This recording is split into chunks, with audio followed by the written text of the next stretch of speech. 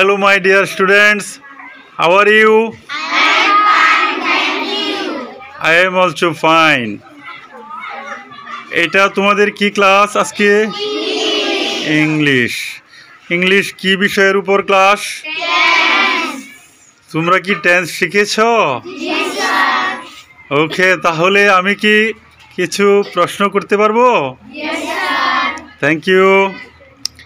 টেন্সের স্ট্রাকচার কি পারো তোমরা? বাংলা কি ইংরেজি করতে পারো? Okay, you stand up. Your name, নামটা বলো। খাদিজাতুল কুবরা। খাদিজা বলো structure of present perfect tense. Subject plus have অথবা has plus verb past participle form plus object. Thank you. আর কে বলবে? Sit down. একটা হাততালি দাও তো। Your name Nusrat Islam. তুমি কি স্ট্রাকচার পারো? Yes. Thank you. Present continuous structure পারবে? Yes. বলো তো। Subject plus am or is or are plus V1 plus ing plus object. ওকে, ঠিক আছে না? দাও একটা তালি দাও তো। Thank you. এই প্রেজেন্ট ইনডিফিনিট টেন্সের স্ট্রাকচার কেউ পারবে? হ্যাঁ, your name? Shanjita Hussain Ikra. Ikra বলো তো, স্ট্রাকচারটা বলো তো। Subject plus verb on plus object. Subject যদি থার্ড পারসন সিঙ্গুলার নাম্বার হয় তাহলে ভার্বের শেষে এস বা এস। Thank you. একটা হাততালি হচ্ছে। ক্ল্যাপিং। Jisa stand up. তুমি কি তারা স্কুলে যাইতেছে বলতে পারবে ইংরেজি? তারা স্কুলে যাইতেছে কি টেন্স? তারা স্কুলে যাইতেছে এটা কি টেন্স? প্রেজেন্ট।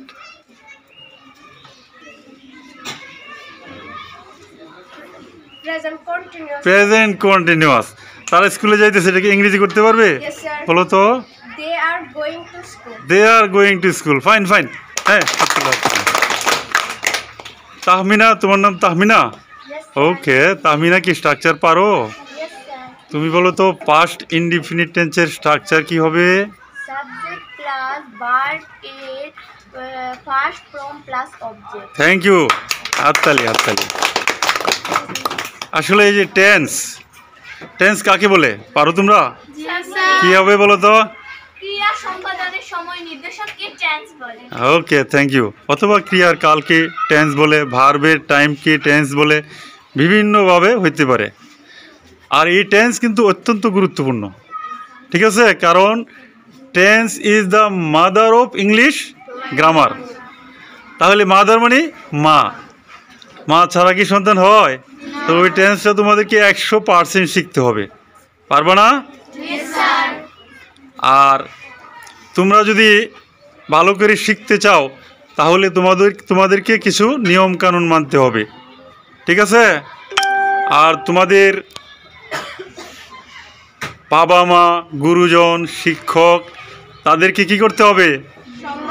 সম্মান করতে হবে, মান্য করতে হবে। আর এই পৃথিবীতে সবার চেয়ে বেশি আপন হলো বাবা এবং কারণ এর চেয়ে আপন কেউ নাই। তোমার যে কোনো বিপদ হলে তোমার বাবা মা সর্বপ্রথম তোমার জন্য চিন্তা করবে। তাহলে বাবা মার কথা শুনতে হবে। তারা তোমাদেরকে লালন পালন, লেখাপড়ার খরচ সব কিছুই দেয়, ঠিক আছে? তারপরে শিক্ষক, গুরুজন।